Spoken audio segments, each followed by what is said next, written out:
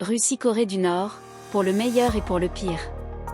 Le président russe Vladimir Poutine a effectué une visite de 2 jours en Corée du Nord, où il a été accueilli en grande pompe par son homologue Kim Jong-un. La Corée du Nord et la Russie ont signé mercredi un partenariat stratégique global, prévoyant une assistance mutuelle en cas d'agression, a annoncé le président russe Vladimir Poutine. Le président russe a qualifié l'accord de document véritablement révolutionnaire, ajoutant que la Russie n'exclut pas pour elle-même une coopération militaro-technique avec la Corée du Nord.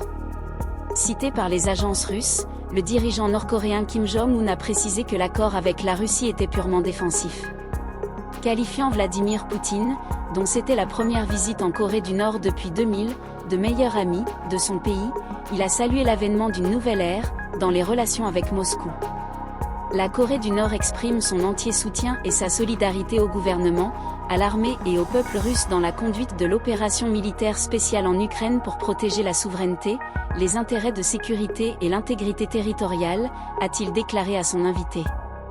Nous apprécions beaucoup votre soutien systématique et permanent de la politique russe, y compris sur le dossier ukrainien, a dit en retour Vladimir Poutine.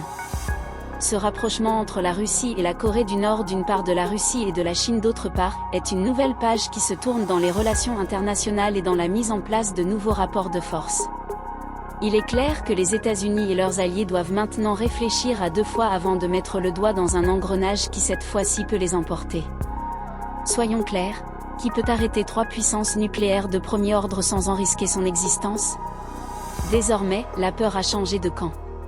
Fini pour les États-Unis et leurs alliés les invasions de pays souverains, les massacres de populations civiles, les mises à sac des richesses naturelles et les menaces envers des pays alliés de la Russie ou de la Chine.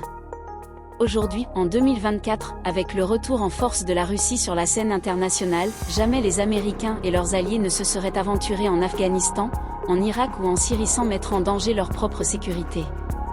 Les Russes, Chinois, Coréens et Iraniens ont compris depuis l'invasion de l'Irak et de l'Afghanistan, que sans véritable puissance de frappe, c'est la loi du plus fort qui s'applique et le droit international, on le voit aujourd'hui à Gaza, ne sert que les intérêts des puissances occidentales.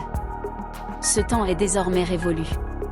L'Occident hégémonique et impérialiste se retrouve face à ces contradictions.